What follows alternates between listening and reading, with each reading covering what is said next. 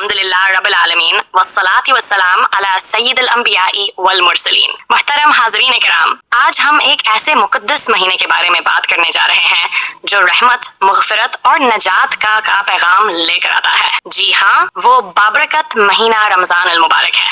रमज़ान सिर्फ भूख और प्यास का नाम नहीं, बल्कि ये सब्र, तक़वा, इबादत और अल्लाह से ताल्लुक मजबूत करने का महीना है। अल्लाह ताला ने कुरान पाक में इरशाद फरमाया, या अय्युहल्लज़ीना आमनू कुतिबा अलैकुमुस्सियाम कमा कुतिबा अलल्लज़ीना मिन क़ब्लिकुम लअल्लकुम तत्तक़ून। तर्जुमा, ईमान वालो, तुम पर रोजे फर्ज किए गए जैसे तुमसे पहले लोगों पर फर्ज किए गए थे ताकि तुम में तक़वा पैदा हो। ये आयत हमें बताती है कि रमजान का असल मकसद तक़वा हासिल करना है, यानी अल्लाह का खौफ और इसकी रजा की तलाश। कुरान मजीद जो हमारी हिदायत की किताब है, इसी बाबरकत महीने में नाजिल हुआ। अल्लाह ताला फरमाते हैं, शहरु रमजान अल्लज़ी उन्ज़िला फ़ीहिल कुरान हुदा लिन्नास। रमजान कुरान का महीना है। हमें चाहिए कि हम इस महीने में कुरान की तिलावत ज्यादा करें, समझ कर पढ़ें और इस पर अमल करें।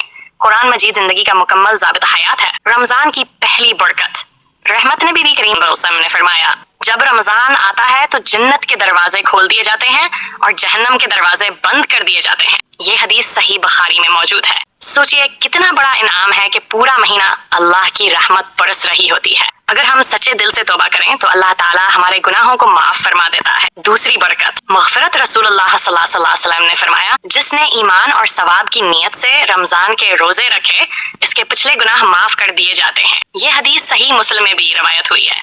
ये मौका है कि हम अपने गुनाहों से सच्ची तौबा करें, नमाजों की पाबंदी करें और दिल को साफ करें। तीसरी बरकत, लैलतुल क़द्र। रमजान की सबसे बड़ी बरकत लैलतुल क़द्र है।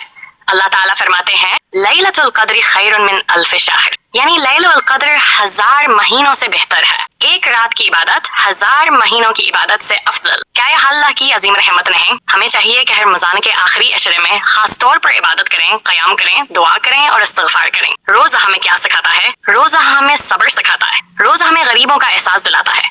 रोज़ा हमें अपनी ज़बान, आँखों और दिल की हिफाजत करना सिखाता है। सिर्फ खाना पीना छोड़ देना काफी नहीं, बल्कि झूठ, गैबत, बदंगाहिया और गुनाहों से बचना जरूरी है। अमली पैगाम मेरे भाई और बहनों, रमजान को सिर्फ एक रस्म न बनाएं, इसे अपनी जिंदगी बदलने का जरिया बनाएं। 5 वक्त की नमाज की पाबंदी करें, कुरान की रोजाना तिलावत करें, सदका व खैरात ज्यादा करें, वालिदैन की खिदमत करें, दिलों को साफ करें। याद रखें, हमें नहीं मालूम कि अगला रमजान नसीब होगा या नहीं, इसलिए इस रमजान को अपनी जिंदगी का बेहतरीन रमजान बनाएं।